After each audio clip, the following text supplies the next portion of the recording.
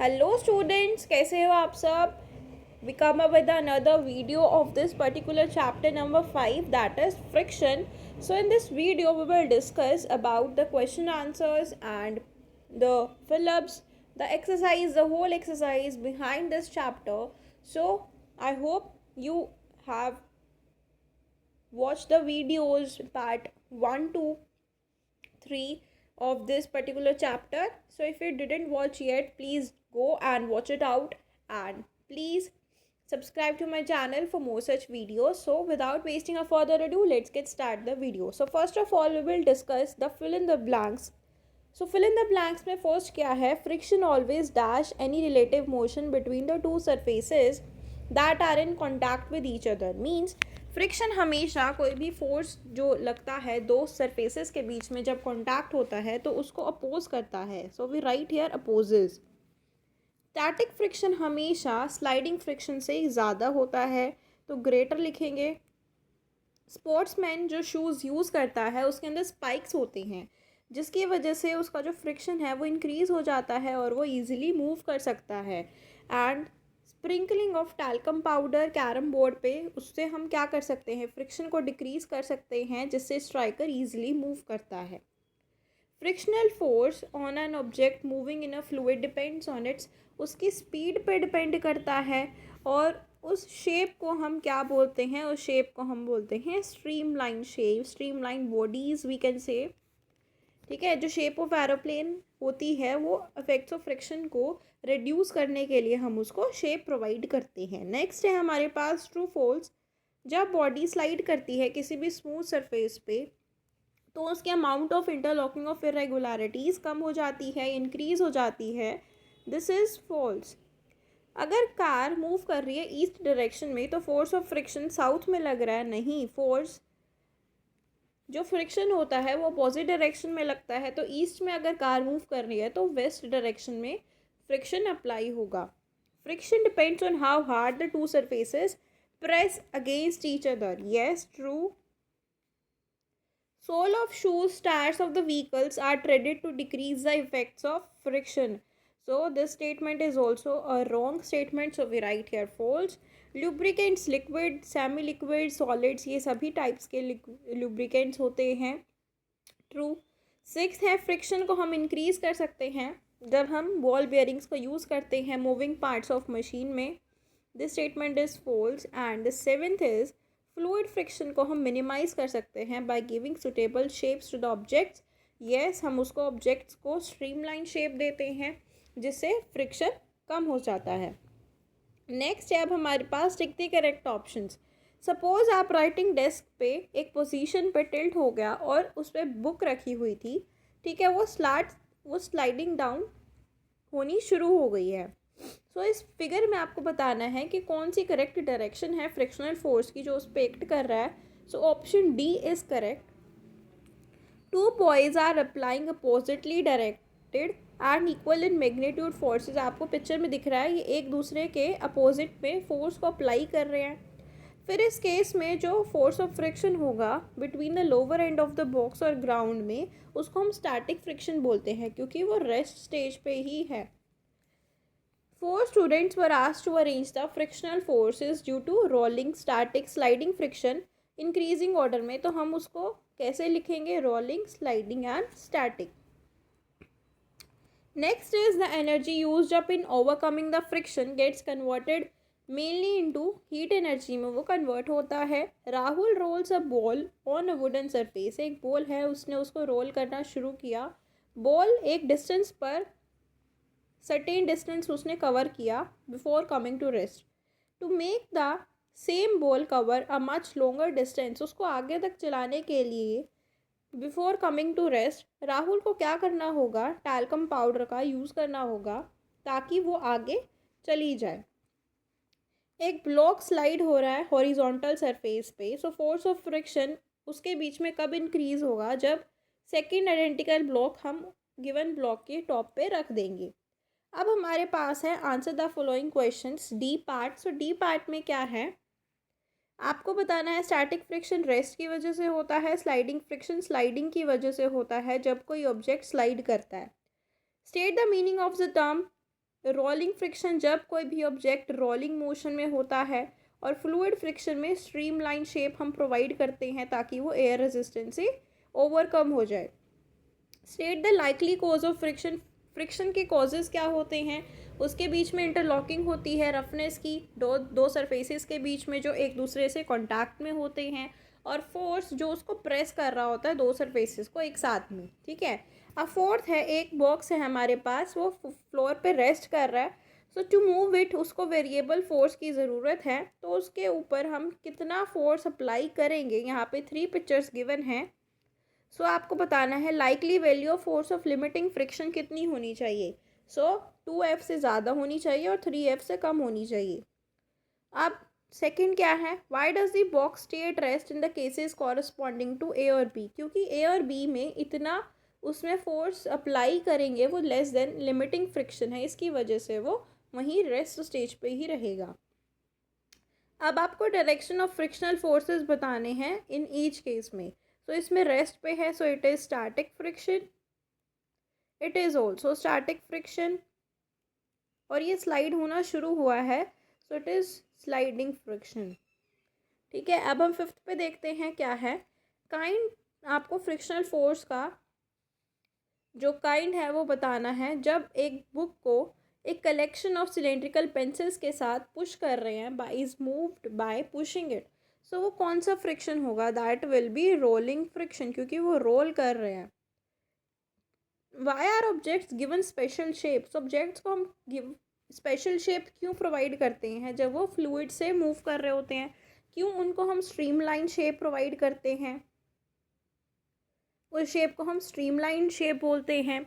और वो fluid friction को इसलिए हम प्रोवाइड करते हैं क्योंकि वो मिनिमाइज़ कर देते हैं एक स्पेशल शेप से, और उस शेप को स्ट्रीमलाइन शेप बोला जाता है जो उन ऑब्जेक्ट्स को हम देते हैं। ठीक है, अब हमारे पास आता है E part, answer the following questions. तो फोर्स ऑफ फ्रिक्शन क्या होता है आपको अच्छे से पता है, you can write on your own.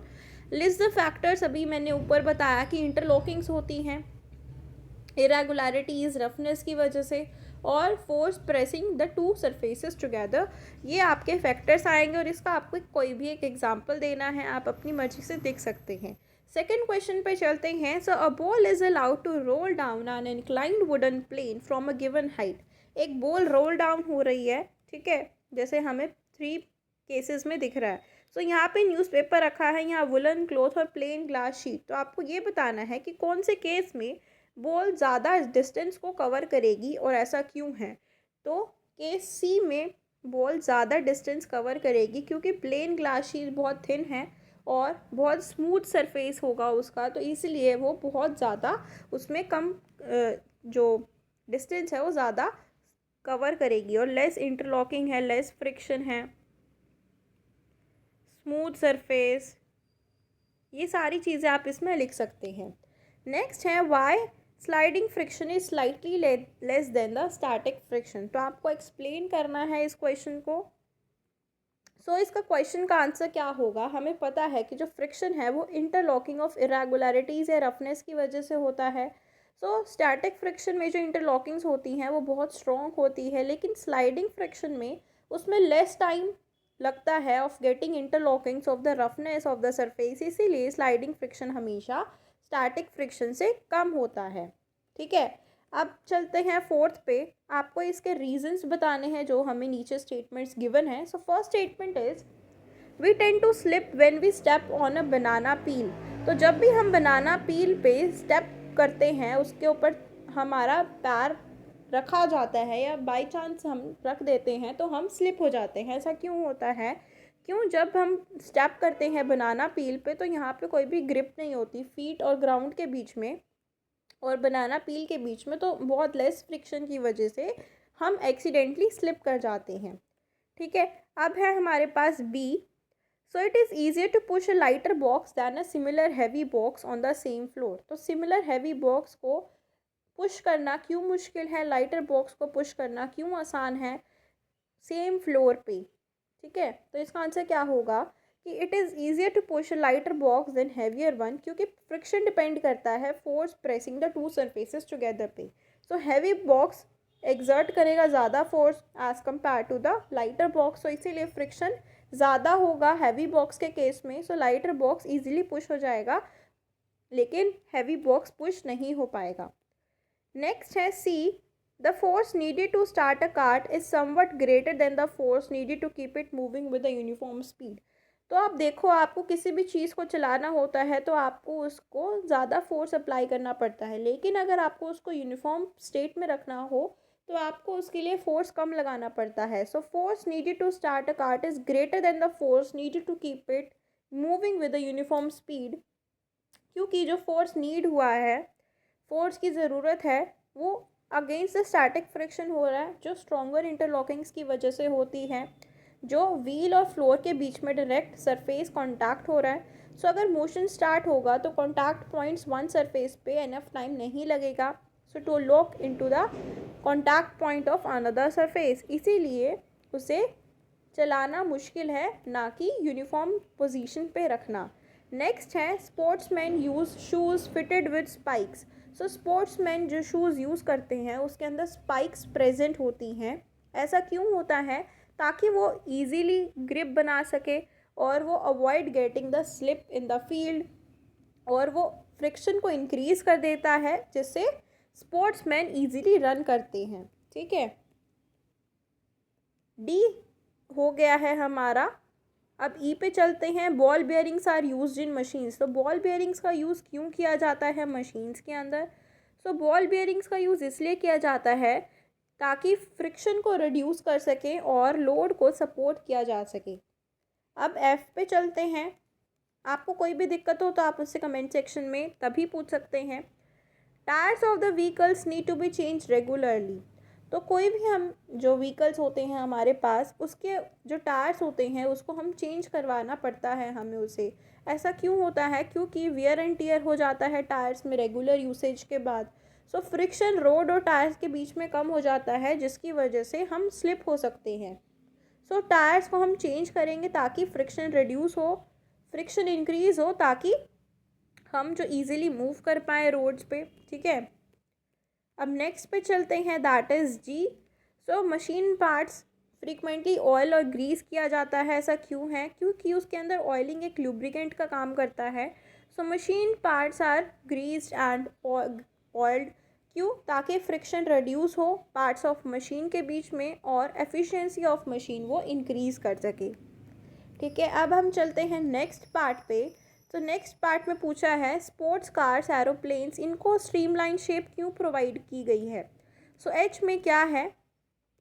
So sports car aeroplanes को हम एक स्ट्रीमलाइन शेप, एक अलग सी शेप क्यों प्रोवाइड करते हैं? ताकि वो फ्लूइड फ्रिक्शन को ओवरकम कर सके। ठीक है, छोटे छोटे इसके आंसर्स हैं, ज़्यादा बड़े नहीं हैं, सो आप इजीली लर्न कर सकते हो। Metal chains are wrapped on tyres when they run on icy roads. तो मेटल चेन्स को रैप क्यों करते हैं? ठीक है, टायर्स के ऊपर जब वो आइसी रोड्स पे मूव करते हैं।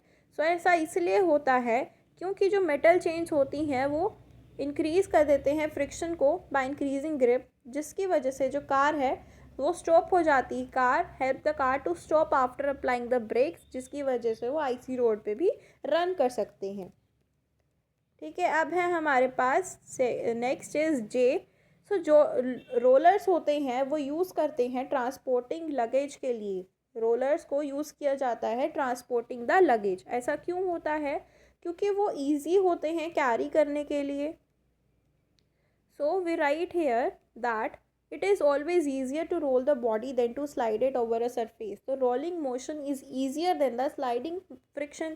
सो इसीलिए रोलिंग फ्रिक्शन हमेशा स्लाइडिंग फ्रिक्शन से कम होता है। So it is convenient to pull the luggage fitted with rollers. तो आपने देखा होगा जो ट्रैवलिंग करते हैं उनके पास जो बैग्स होते हैं वो नीचे उनके व्हील्स लगे होते हैं। सो इसीलिए वो रोल करके उसको ईजिली कैरी कर सकते हैं।